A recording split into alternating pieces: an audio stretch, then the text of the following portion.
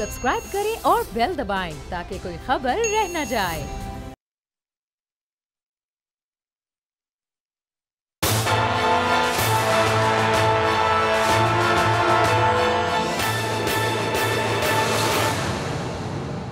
अस्सलाम वालेकुम नाज़रीन, मैं हूं आपका मेज़बान समी इब्राहिम और आप देख रहे हैं प्रोग्राम तज्ज़िया स्पेशल। मेरे साथ राना ताहिर हैं और राजा आमिर अब्बास कानून के माहिर हैं और पाकिस्तान में इस वक्त जो एक्टिविटी है कानूनी, क्योंकि वो सारी की सारी पॉलिटिकल है, तो उस पर इनकी बड़ी गहरी नज़र है। आज ख़ुसूसी तौर पर हमने इन्हें अपने साथ रिक्वेस्ट की थी और ये तशरीफ़ लाए और जो बड़ी इस वक्त अहम डेवलपमेंट्स हैं उन पर हम बात करेंगे। एक तो जो हुकूमत ने कमेटी बनाई है अपोजिशन से मुज़ाकरात करने के लिए, इसकी कंपोजिशन ये कमेटी ऐसे ही बननी चाहिए थी या इसमें हमें कुछ ऐसा काम नज़र आ रहा है कि जैसे बहुत जल्दी में बना दी गई हो, बहुत सारे जो चीज़ें हैं उनका ख्याल नहीं रखा गया इसमें, इस पर बात करेंगे। और दूसरा, गवर्नमेंट ने जो एक लठबरदार फोर्स है जमीयत उलमा इस्लाम की, जिसकी तादाद 80,000 बताई जाती है, उस पर भी एक पाबंदी लगाई है, जिसको अपोजिशन कह रही है कि हम नहीं मानेंगे। आज मौलाना फजलुर रहमान के भाई मौलाना अताउर रहमान ने प्रेस कॉन्फ्रेंस की पेशावर में और उन्होंने कहा कि अगर हमें रोकने की कोशिश की गई तो फिर हम पख्तून रवायात के मुताबिक जवाब देंगे। और पख्तून रवायात तो फिर ये है कि एक गोली के जवाब में 4 गोलियाँ, एक डंडे के जवाब में 4 डंडे। तो ये क्या होने जा रहा है, क्या इससे मैसेज मिल रहा है। और एक और बड़ी इंटरेस्टिंग चीज़ आज डेवलप हुई है।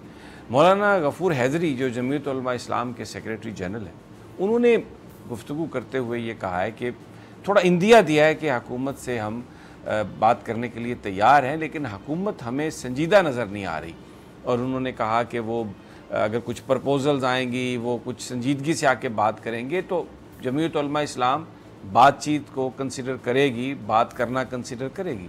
लेकिन एहसन इकबाल साहब, उन्होंने तो बिल्कुल रूल आउट कर दिया। उन्होंने कहा कि हुकूमत के साथ तो कोई बात हो ही नहीं सकती, ये तो बगल में छुरी और मुंह में राम राम वाली बात है, तो हम तो बिल्कुल बात नहीं करेंगे। तो फिर ये जो एक अलायंस है लॉन्ग मार्च के लिए, जिसे हम आज़ादी मार्च उन्होंने उसका नाम दिया है, कहाँ तक ये जाएगा, कहाँ तक ये लोग एक दूसरे के साथ रहेंगे और इनकी अंडरस्टैंडिंग आपस में क्या है, तो ये सारे मौज़ूआत हैं जिन पर आज हम बात करेंगे।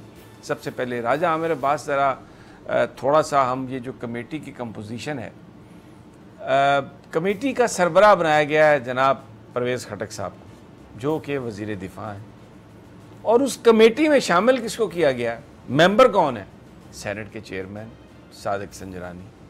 अब सादिक संजरानी अगर आइन के लिहाज से देखा जाए तो सदर पाकिस्तान के बाद वो पाकिस्तान का सदर बनेंगे, सेनेट के वो चेयरमैन हैं, कस्टोडियन है हाउस के, वज़रा जो हैं उनको जवाबदेह हैं, और परवेज़ खटक साहब एक वज़ीर हैं।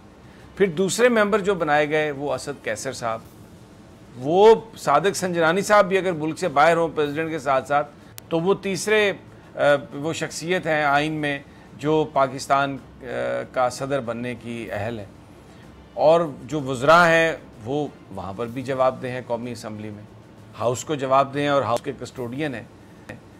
तो ये मुझे इस कंपोजिशन की समझ नहीं आई कि ये परवेज़ खटक साहब एक वफाकी वज़ीर हैं, अब सेनेट का चेयरमैन कैसे मेंबर हो सकता है उस कमेटी का, जहाँ वज़ीर जिसको जवाबदेह हो हाउस में, वहीं कौमी असम्बली के जो स्पीकर हैं असद कैसर साहब, उनको लगा दिया गया बीच में। तो ये जो कंपोजिशन है, इससे थोड़ा मुझे तो ये बड़ा एक अजीब सी यानी ये बात लगी है और बहुत ही इमेच्योर सी सारी एक्सरसाइज लग रही। समी साहब, आपने काफ़ी हद तक इसकी दुरुस्त निशानदेही की कि अगर आप स्पीकर को और चेयरमैन को बनाते हैं उसके मेंबर्स, ठीक है, और मेंबर्स ने जाके क्या करनी है, नेगोशिएशंस करनी है। नेगोशिएशंस करने के लिए कुछ लोग कुछ दो की है, आया वो इस पोजीशन में हैं कि वो किसी गवर्नमेंट की, क्योंकि जो स्पीकर या जो चेयरमैन सेनेट होता है वो गवर्नमेंट का हिस्सा नहीं होता, और अगर वो गवर्नमेंट के बिहाफ पे किसी किस्म की ना वो कमिटमेंट कर सकते हैं, ना वो किसी किस्म की कोई वो इंटेलिजेंस को शो कर सकते हैं कि हम जा रहे हैं और हम आपके साथ बैठेंगे। नंबर 2, इसमें जो नेगोशिएशंस होती हैं कुछ ऐसे पुराने सियासतदान होने चाहिए जैसे शेख रशीद था, या जिनको थोड़ी सी इन नेगोशिएशन के मामलात में काफ़ी तजर्बा होता है। अब असद कैसे, वो जो दूसरे हैं हमारे पहले वाले असद उमर क्या बात करेंगे? भी मैं समझता हूं कि सियासी तौर पे वो उस नेगोशिएशन पे टेबल पे नहीं आ पाएंगे कि जहां पे वो इनको कन्विंस कर सके, क्योंकि इनको चाहिए मौलाना के साथ जो कोई पिछले 20-25 साल से पार्लियामेंट का हिस्सा रहा है, कुछ इस किस्म के मेंबरान होते तो फिर वो बात करते। अब असल बात है कि जनाब ये आपने नेगोशिएशंस अगर करनी है तो नेगोशिएशंस में जो असल इशू है वहाँ से आ रहा है कि जनाब आपने पहले रिज़ाइन करना है। अब रिजिग्नेशन की वो चीज़ है कि जो ना असद कैसर उस पर कुछ बात कर सकेगा ना उसमें सादिक संजरानी। अब सादिक संजरानी को आपने किस लिए डाला, जो ऑलरेडी आप इन लोगों को क्यों डिस्प्यूटेड बना रहे हैं? कल को जब पार्लियामान में दोबारा अगर इसको डिस्कस किया जाता है इसी इशू को, तो फिर तो ये पार्टी आपको नज़र आएंगे कि ये पार्टी बने हुए हैं। तो अब ये वाकई ही कमेटी जो सी बनी है, लेकिन शायद उन्हें ये बात समझ में आ गई है कि ये कमेटी एक आई वॉश लग रही है कि इसने कोई ज़्यादा नेगोशिएशंस होती हुई मुझे नज़र नहीं आ रही कि कोई बहुत नेगोशिएशंस होंगी, क्योंकि 1 पॉइंट जब एजेंडा आ जाता है, 1 पॉइंट एजेंडा उनका यही है कि इमरान खान अगर रेजिग्नेशन देते हैं और उसका एक और उन्होंने इंदिया दिया हुआ है कि फिर आप हमसे बात कीजिए कि जी इन हाउस कोई तब्दीली लाना चाहते हैं या फ्रेश इलेक्शंस की तरफ जाना चाहते हैं, ये वो ऑप्शंस हैं।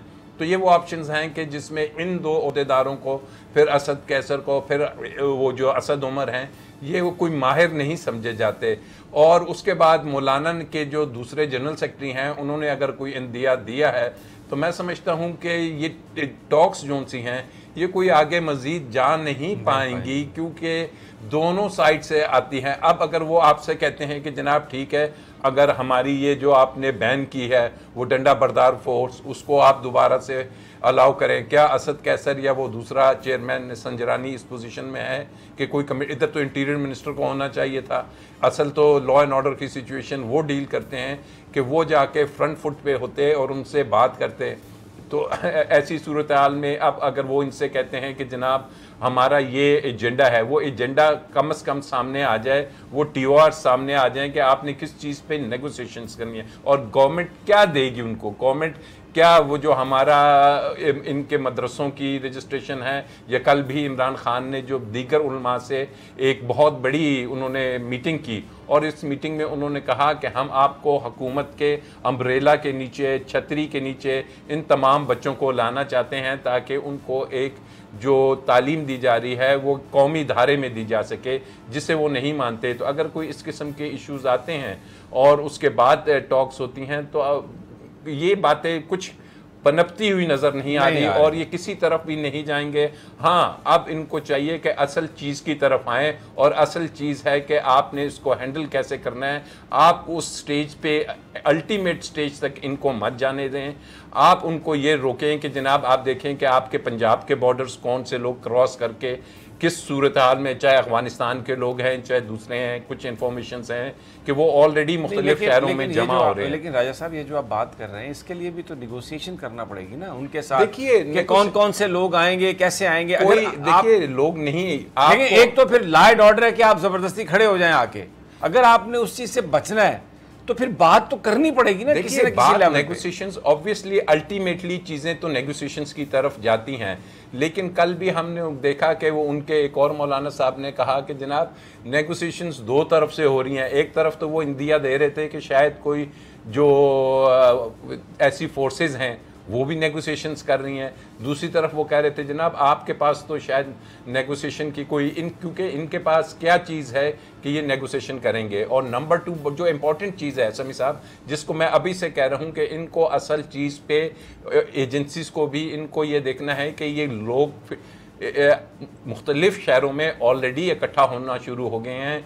कौन हैं वो लोग? अगर आपने इतने ओपनली उसको बैन कर दिया है तो वो डिस्गाइज की शक्ल में जब आ रहे हैं आपके शहरों में, तो आप लॉ एंड ऑर्डर की तरफ हुकूमत को तवज्जो देना चाहिए। और मैं समझता हूँ कि इनको थोड़ी सी कुछ अरसे पहले सीरियसली इसको लेना था। थोड़ा सा डिले हुआ है मैटर कि इसको इन्होंने एक कैजुअल अप्रोच, जिसकी वजह यह है कि जो इस वक्त ब्यूरोक्रेसी में ऑफिसर्स बैठे हैं जिन्होंने अल्टीमेटली किसी भी लॉ एंड ऑर्डर सिचुएशन को टैकल करना होता है, वो चूँकि अभी तक उसमें वो जो पॉलिटिकल एलिमेंट है मौजूद है, वो चीज़ अभी भी है पंजाब में कि जनाब पुरानी नून लीग की हुकूमत के वो कुछ अपॉइंटीज बैठे हुए हैं सीटों पे, तो वो ये मैसेज देते रहे हैं कि जनाब सब ओके है, आप बेफिक्र रहें, हम इनको हैंडल कर लेंगे, और आखिरी स्टेज पे जाके इन्हें समझ आएगी कि जनाब वो हैंडल करने में नाकाम हुए हैं। और एक बात समी साहब, इन्हें चाहिए कि अभी से ऐसे ऑफिसर्स को ढूंढ लें कि जिन्होंने अल्टीमेटली नेगोशिएट करना है और टैकल करना है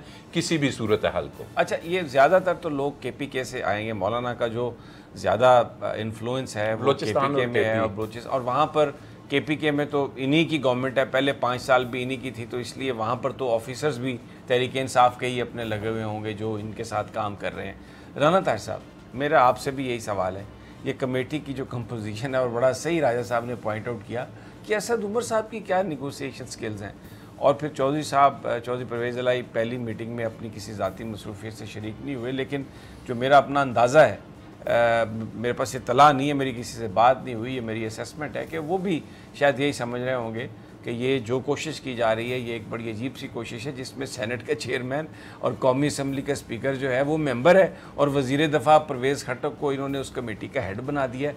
ये सब कैसे मुमकिन है राना ताहिर साहब?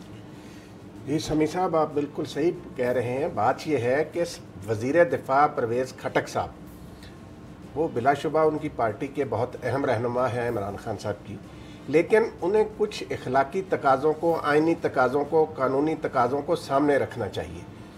ये जो दो शख्सियात हैं, चेयरमैन सेनेट और स्पीकर कौमी असम्बली, इनको किसी वफाकी वज़ीर की सरबराही में मैंने कम अज़ कम पिछले 70-72 सालों में चेयरमैन सेनेट या स्पीकर कौमी असम्बली को किसी वफाकी वज़ीर की सरबराही में बनाई गई कमेटी का मेंबर नहीं देखा।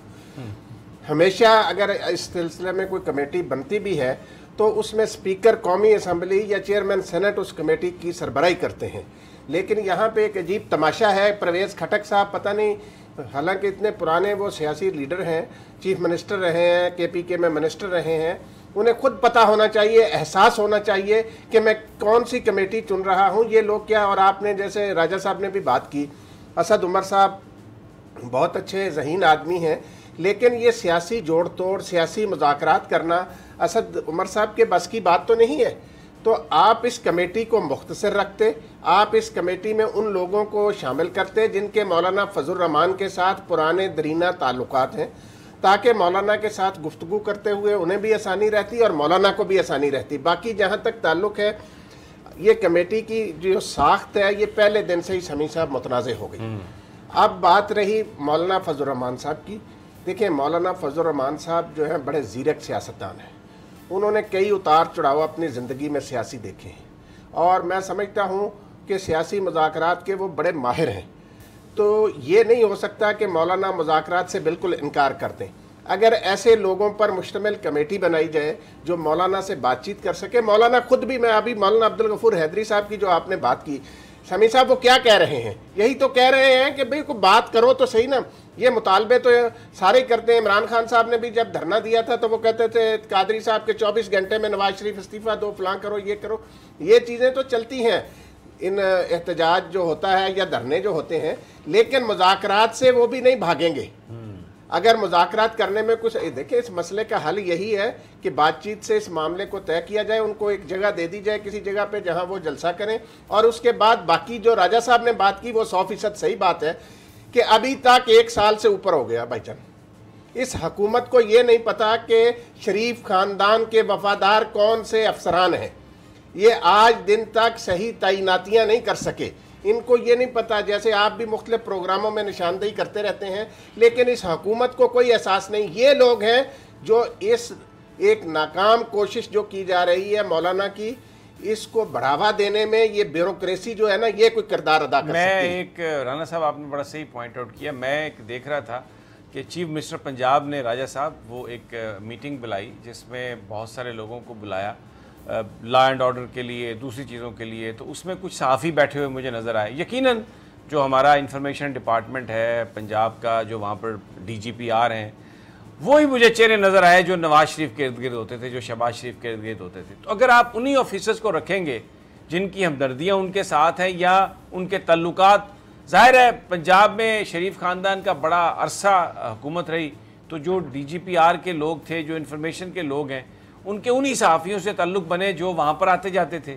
तो अब भी मैं वो चेहरे देख के आ रहा, मैं नाम नहीं लेना चाहता, बड़े हमारे बुज़ुर्ग दोस्त हैं, साथी हैं, फिर वो खफा हो जाते हैं और मैं उनकी अब खफगी नहीं लेना चाहता। लेकिन मैं हैरान हो गया कि इन्हीं लोगों को बिठा दिया गया वहाँ पर लाके, और वो उस्मान बुज़दार साहब बैठे हैं वहाँ पे, एजाज शाह साहब बैठे हुए हैं, सारे लोग बैठे हुए हैं और वो पंजाब और लॉ एंड ऑर्डर और वो सारी सिचुएशन पर बात कर रहे हैं। तो ये बात बिल्कुल दुरुस्त है कि इस हुकूमत में घुस बैठिए जो हैं, इनको कुछ पता ही नहीं है कि किसको रखना है हमने, किसको नहीं रखना, किसको बिठाना है। ये बात बिल्कुल सही है। मैं अगला जो सवाल है राजा साहब मेरा आपसे ये है कि वो जो एक लठपरदार फोर्स है इनकी, जिस पर पाबंदी लगाई है, बताइए 80,000 उसके मेंबरान हैं और वो मलेशिया के तौर पर उसकी फुटेजेस नज़र आई।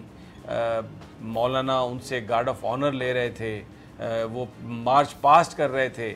मैं सुन रहा था और भी बहुत सारे चैनल्स पर जो इस वक्त प्रो नवाज शरीफ और प्रो इत्तेहाद ये मार्च जो जर्नलिस्ट हैं वो ये कह रहे हैं कि नहीं इससे कोई ख़तरा नहीं, ये तो डंडे जनाब, डंडा ये कौन सा मुसल्ला फोर्स है और ये कौन सी, वो तो बहुत पुरानी फोर्स है, तो ये तो बड़ी पाबंदी, बड़े बड़े जय्यद साफ़ी, मैं हैरान हूँ। वो बहुत ज़्यादा शद्दोमत से, ज़ाहिर है अपने हर बंदे अपना एडिटोरियल लाइन के मुताबिक चलना होता है, लेकिन ये क्या ये इलेक्शन कमीशन ऑफ पाकिस्तान इस बात की इजाज़त दे सकता था?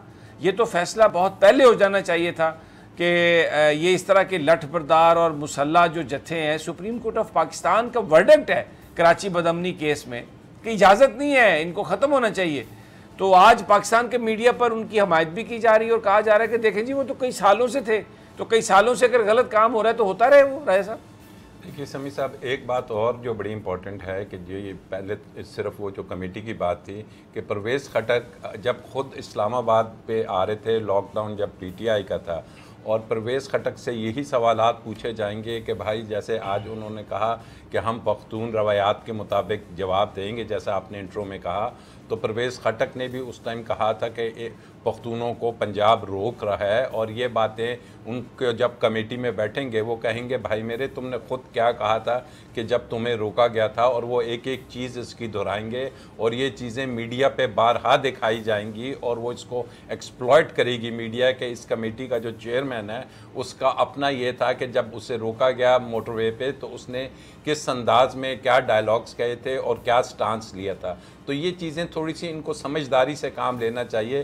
कि किसी ऐसे शख्स को लाते कि जो ऑलरेडी कभी इसी ऐसा डिस्प्यूटेड ना बनता। तो एनी हाउ ये इनकी सोच और फिक्र में थोड़ी सी कोताही नज़र आ रही है। नंबर 2, ऑफिसर्स की आपने बात की कि जहाँ भी ये मॉब्स आते हैं तो मॉब्स को टैकल करने में, और यकीन कीजिए कि हम भी ये देखते आ रहे हैं इतने अरसे से कि नॉर्मली ये जो वहाँ पे लॉ एंड ऑर्डर की सिचुएशन बनती है वो उन ऑफिसर्स की ही वजह से होती है कि जो उन्हें सही टैकल नहीं कर सकते, और जिनकी तरफ से दानिस्ता तौर पे या गैर दानिस्ता तौर पे कुछ ऐसे एक्शंस हो जाते हैं कि वो जो मॉब होता है या वो जो आवाम होती है तो वो फिर उससे उनके काबू से बाहर हो जाती है। One wrong step here can lead के अगर तो ये तमाम इस अंदाज में ये किया जा रहा है कि अगर मौलाना साहब वाकई ही चाहते हैं कि जनाब या कुछ एलिमेंट्स चाहते हैं कि पाकिस्तान में लॉ एंड ऑर्डर की सिचुएशन हो, कोई फायरिंग हो जाती है, 2-4 बंदे अगर उसमें ज़ख्मी होते हैं, हलाक हो जाते हैं, तो इस चीज़ का फ़ायदा आपके मुल्क दुश्मन उठाएंगे और इसी चीज़ को लेकर फिर लाशों की सियासत होगी। और आपके इल्म में है कि अगर हम हिस्ट्री में देखें तो जब शुरू में भी वो जब भुट्टो के दौर में जब लोग निकले थे तो कुछ बंदे गिर गए थे, और उसके बाद वो लाशें जो उनसी थी कभी यहाँ पे जनाजे, और इन चीज़ों को रोकने के लिए इन्हें वाकई ही जैसे आपने कहा कि वो शक्लें नज़र आ रही हैं तो इन्हें ऑफिसर्स को डिप्यूट करते हुए बड़ा केयरफुल होना पड़ेगा, क्योंकि जो एजिटेशंस होती हैं ना, जो एजिटेशंस होती हैं या तो किसी कॉज की एजिटेशन होना कि पता चले कि जनाब ये कुछ सूबे क्या हकूक़ की बात कर रहे हैं, कोई गरीब आदमी, लेकिन अगर एजिटेशन का मकसद सिर्फ ये है कि हुकूमत को टॉपल करना है, हुकूमत को गिराना है, तो ऐसी सूरत हाल में उनके पास वाहिद रास्ता न टेबल टॉक है न कुछ और है, वो यही करेंगे कि लॉ एंड ऑर्डर की सिचुएशन बने। तो अभी से इनको चाहिए कि वो फोकस करें, और ऐसा मीडिया में, अब मीडिया में ये चीज़ें बड़ी दिखाई जा रही हैं, वो डंडा बरदार फोर्स के जो ऑप्टिक्स दुनिया में दिखाए गए हैं समी साहब वो ऑप्टिक्स ऐसे हैं कि मौजूदा जियोपॉलिटिकल और इंटरनेशनल सिनेरियो में जहां आप फैटिव के पास जा रहे हैं, जहां हमने देख लिया उसका खुमियाजा कि हम अभी भी ग्रे लिस्ट में रह गए। दुनिया आपसे कह रही है कि आपके यहाँ मदरसों में या आपके यहाँ कुछ ऐसे जो मनी लॉन्ड्रिंग के टेरर फाइनेंसिंग के केसेस हैं, कश्मीर का इशू है, इंडिया, आपने देखा कि इंडियन मीडिया किस अंदाज में वो ऑप्टिक्स लेके दुनिया को दिखाएगा कि जनाब पाकिस्तान में अपनी हुकूमत के खिलाफ अगर ऐसे आ सकते हैं तो ये लोग क्या कुछ कर सकते हैं। तो इन ऑप्टिक्स को बहुत सीरियस एक नेशनल नुकसान हुआ है, मीडिया को बड़ा केयरफुल होना चाहिए और ये दुरुस्त तौर पे इन्हें बैन किया गया है। लेकिन बैन आपने इतना कुछ होने के बावजूद ये बड़ी एक के ये चीज़ें इन्हें कहाँ थी, इनकी आईबी कहाँ थी, इनके दूसरे अदारे, आप सही कह रहे हैं कि ये मुझे अल्टीमेटली ये जब गॉड ऑफ ऑनर ले लेते हैं, जब पिशावर में उनके नाक के नीचे देखिए ना ये सब कुछ कहाँ पे हुआ, केपी में हुआ। तो केपी में उनके जो वजीर आला टीवी पे आके तो बड़ी तकरीरें करके बातें कर रहे थे कि हम ये नहीं होने देंगे, उसके अपने घर पे ये लोगों ने जाके घेराव किया। तो इन चीज़ों को कवर करना, मुझे ब्रेक पर जाना है। बड़ी आपने ये इंपॉर्टेंट बात कही कि ये सब कुछ केपी के गवर्नमेंट की नाक के नीचे होता रहा और किसी को पता नहीं चला। छोटा सा वक्फा और जब वापस आते हैं तो फिर जो पॉलिटिकल कंसल्टेशन की, नेगोशिएशन की बात हो रही है उसमें नून लीग बिल्कुल डिफरेंट लाइन ले रही है, इस पर बात करते हैं।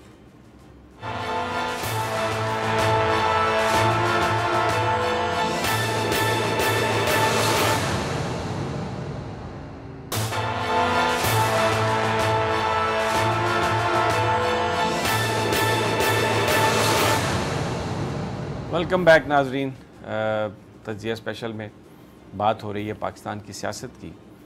ब्रेक पर जाने से पहले जो सूरत हाल है इस वक्त, ब्यूरोक्रेसी वही है जो शहबाज शरीफ साहब के ज़माने में थी और इस बात का बड़ा ख़दशा है, लोग फियर कर रहे हैं और राजा आमिर अब्बास भी यही बात कह रहे थे कि जिस वक्त ये सिचुएशन होगी अगले 5-7 दिनों में तो वो ब्यूरोक्रेट्स जिनकी लॉयल्टी माजी के हुक्मरानों के साथ रही है वो अपना पार्ट प्ले करेंगे। हुकूमत को शदीद एम्बेरसमेंट होगी और उनको उस वक्त फिर बहुत देर हो चुकी होगी और मामला जो हैं वो उनके काबू में नहीं आएंगे।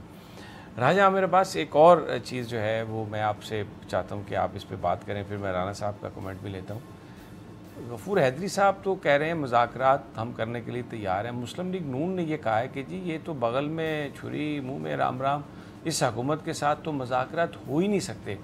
तो दो बड़ी जमातें हैं ये जो जा रही हैं उसके लिए एहतजाजी मार्च के लिए, तो ये भी तो एक दूसरी तरफ से भी तो मैसेज यही है कि हमने भी कोई मुज़ाकरात ही करने, मौलाना तो करना चाह रहे हैं लेकिन नून लीग तो नहीं करने देगी।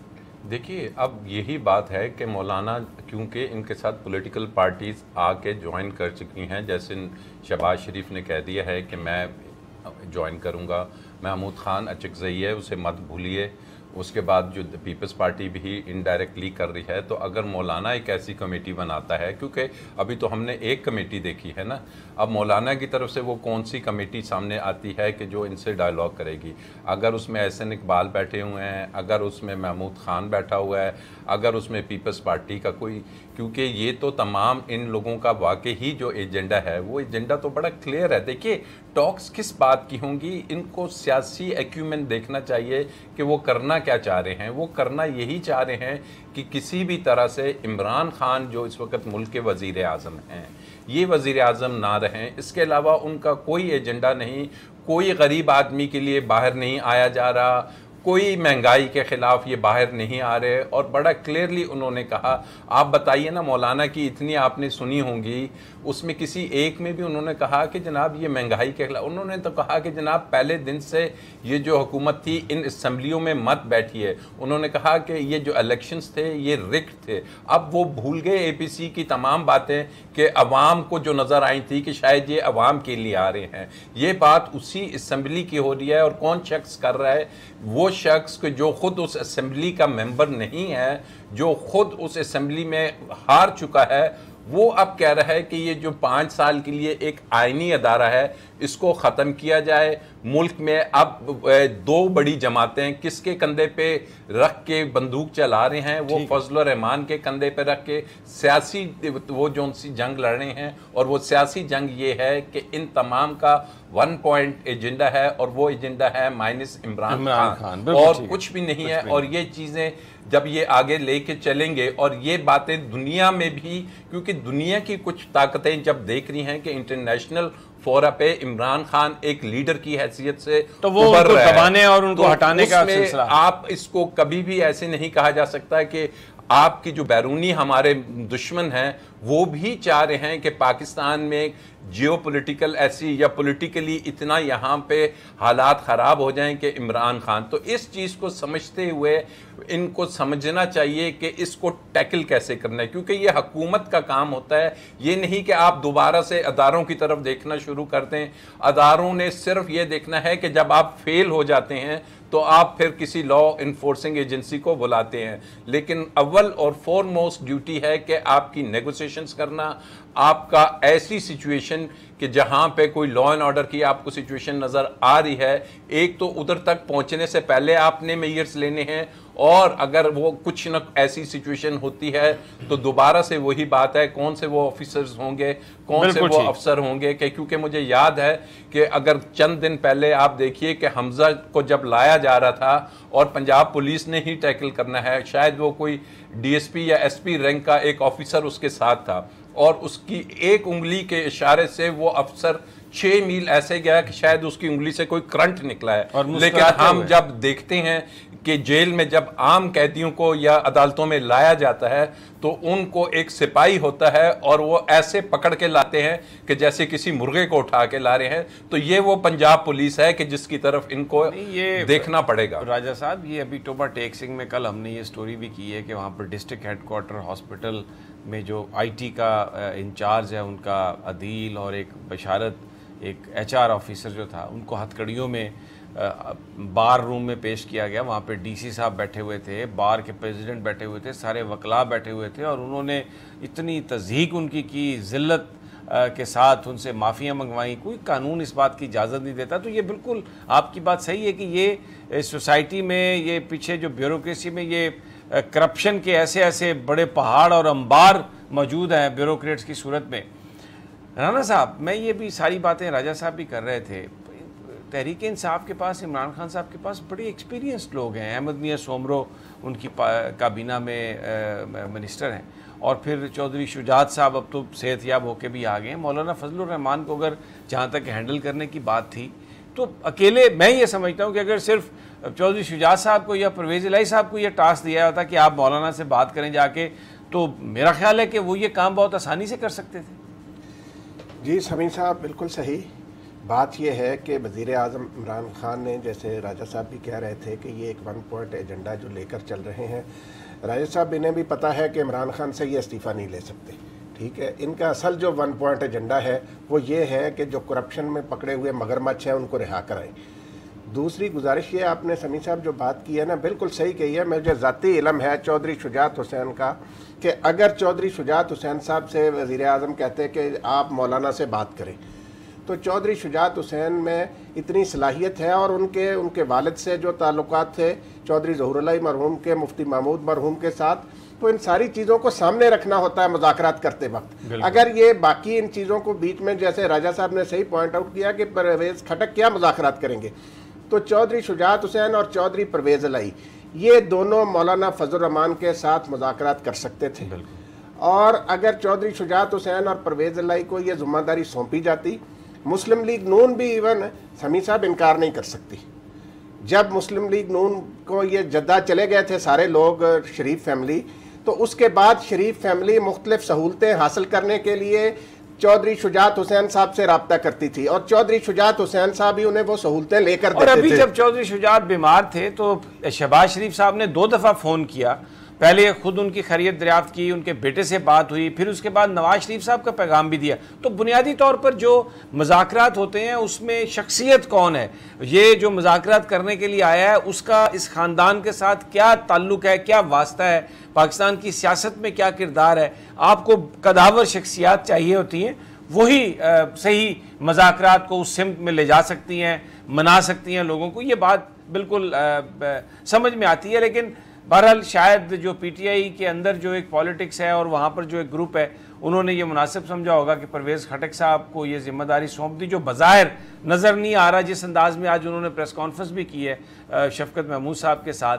तो जब आप चले, इमरान खान साहब तो अपने एक लाइन पर चल रहे हैं, उनका एक मौक़िफ़ है और जब तक कोई एग्रीमेंट नहीं होगा शायद वो अपने उसी मौक़िफ़ पर कायम रहेंगे। लेकिन जो लोग मुज़ाकरात करने वाले होते हैं उनका तो काम ये होता है कि वो जो आग है उस पर तेल डालने की बजाय उसको ठंडा करने की कोशिश करें, जो आज हमें जो परवेज़ खटक साहब की प्रेस कॉन्फ्रेंस में वो नज़र नहीं आया। राजा, मेरे पास एक और इंटरेस्टिंग मैं आपसे जानना चाहूँगा बात। आज मैं शहरयार अफरीदी साहब की प्रेस कॉन्फ्रेंस सुन रहा था। उन्होंने चीफ मिनिस्टर से भी कहा, एग्जेक्टिव से कहा कि वो राना सनाउल्लाह केस में जो गवाहान हैं उनको प्रोटेक्शन दें। वीडियो भी चलाई राना सनाउल्लाह साहब की एक धमकियों पर कि जी मैं ये कर दूंगा। लेकिन राना सनाउल्लाह साहब जेल में हैं, गिरफ़्तार हैं। वो अगर कोई बात गुस्से में कहते भी हैं तो जाहिर है वो भड़ास है, वो अपनी निकाल रहे हैं। उसको धमकी, जेल में बैठा हुआ बंदा क्या धमकी देगा, एक तो मुझे वो धमकी लगती नहीं है। लेकिन उसकी गुफ्तगू की बुनियाद पर आज उन्होंने एक डिमांड की।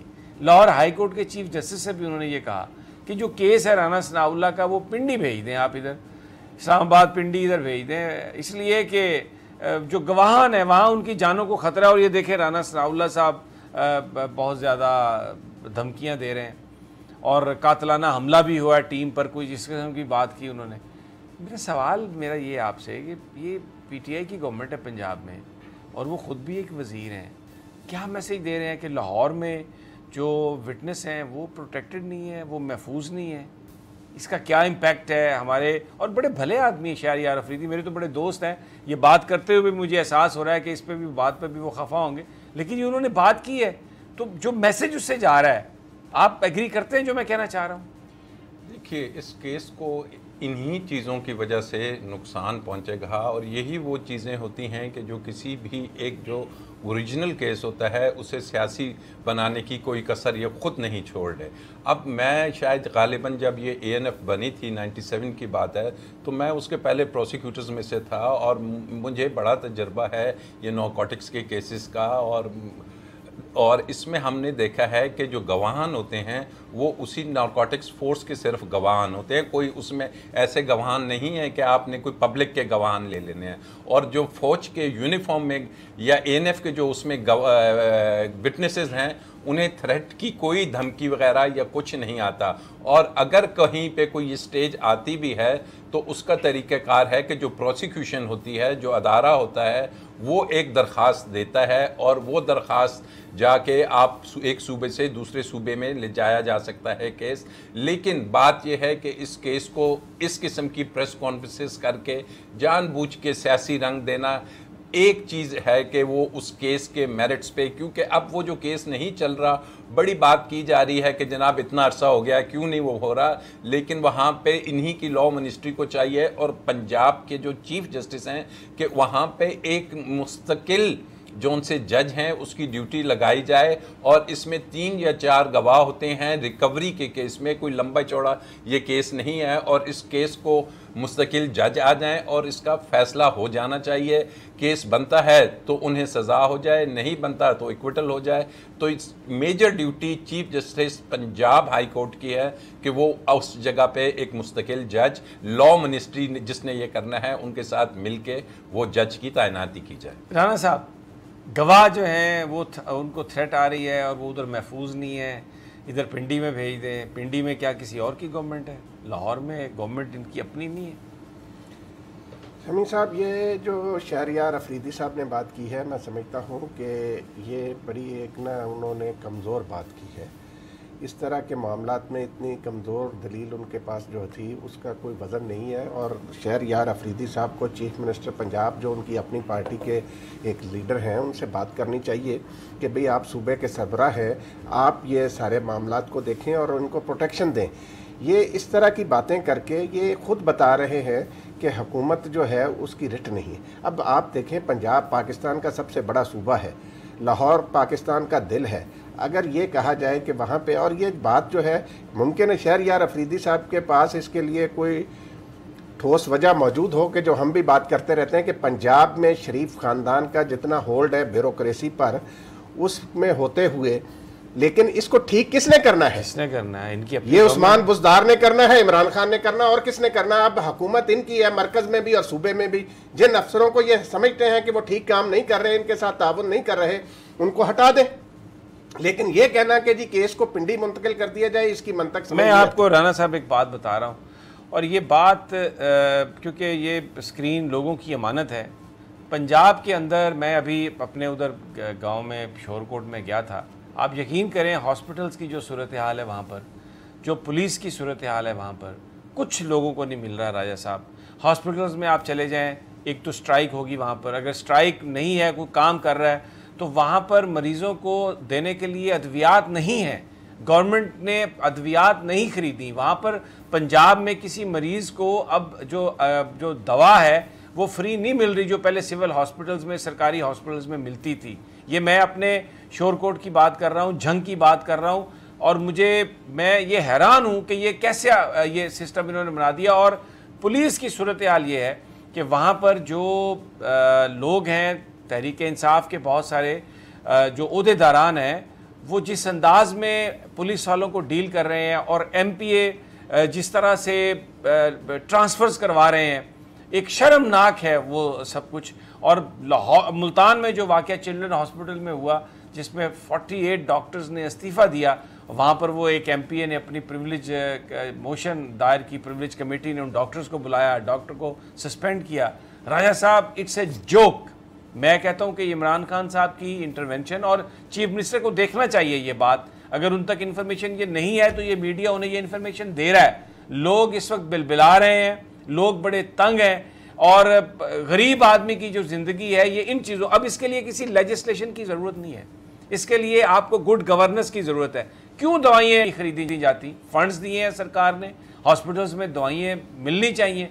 क्यों MPS के कहने पे आप पुलिस वालों का ट्रांसफ़र करते हैं? आप उन्हें इख्तियार दें, बाख्तियार बनाएं, अकाउंटेबल बनाएं उन्हें। राजा साहब, your last comment, we have only 30 seconds. देखिए, खान साहब ने जैसे कहा कि अगर कोई परफॉर्म नहीं करेगा तो उसे रिमूव किया जाएगा। खान साहब को अपनी इस बात पे कमिटेड रहना चाहिए, चाहे वो सूबे में हो या फेडरल कैबिनेट में हो, कि अगर उन्हें नज़र आ रहा है, उन्हें ये बात क्लियर हो गई है कि किसी की परफॉर्मेंस पुअर है, तो फर्स्ट स्टेप ही should take. And the most important चीज़ जो उन्होंने करनी है और उन्हें करनी होगी कि उन्हें रिमूव किया जाए ऐसे मिनिस्टर्स को, और ऐसे लोगों को लाया जाए कि जो कि वाकई ही काम और डिलीवरेंस और गवर्नेंस और मैनेजमेंट कर सकते हैं, ताकि खान साहब के लिए ये जो 5 साल नेकनामियों, आगे बल्दियाती इलेक्शन आ रहे हैं फरवरी में, वगरना पार्टी उड़ जाएगी। नाजरीन, इजाज़त दीजिए, इंशाअल्लाह ताला कल फिर आपसे मुलाकात होगी प्रोफेसर गनी जावेद के साथ, और कुछ आपको बताएंगे कि सितारे क्या कह रहे हैं। अल्लाह हाफिज।